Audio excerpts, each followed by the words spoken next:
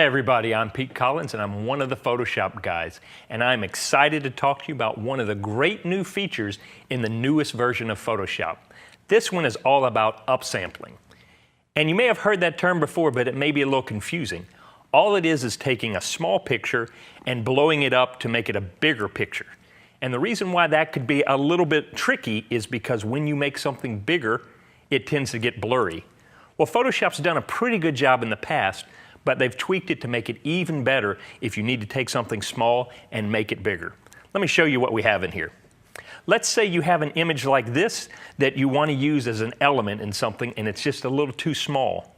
Or perhaps you needed to print something and you wanted it to match the paper that you had. Well, what you're going to need to do is come in here and simply go to Image, Image Size, and you're going to see this new dialog. The great thing about this is you can adjust the size of the window to see what you need to see, and that's a great improvement. Also, what you may want to do is set this for when you're playing around and learning how upsampling works. Just simply set this to %. You can have it pixels or whatever you want, but I like to play with %, and then now I can see how it works by simply going and typing in 300. And what that's going to do is it's going to increase the size of this picture by 300%, or make it 3 times bigger. Now, one of the great things you have with this new feature is that you have 7 different options here. And they also have keyboard shortcuts, so you could just toggle through them. The one you're probably going to like to play with the most is Preserve Details. And this is where they've done some great tweaking to allow you to get some really good upsampling detail.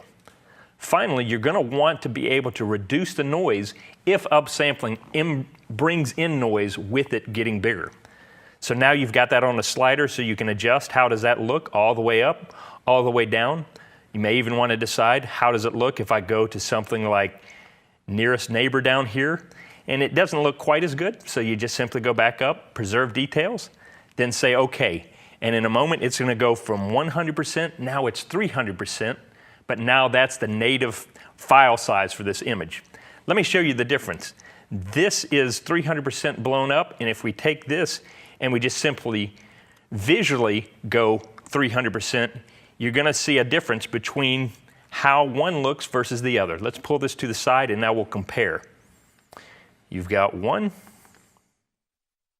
right there. You've got a lot more jaggies, you've got a lot more stuff going on there. Photoshop has really taken that image and cleaned it up. Even though you've made it 3 times bigger, it really does a good job. So if you ever need to get in there and make something a little bit bigger, or even quite a bit bigger, I'd go to Image Size and play with that upsampling and be able to get a much better image than you could before. Once again, I'm Pete Collins, and I'm so excited with these new features. Make sure you check out the rest of them here on the website, and thank you for watching.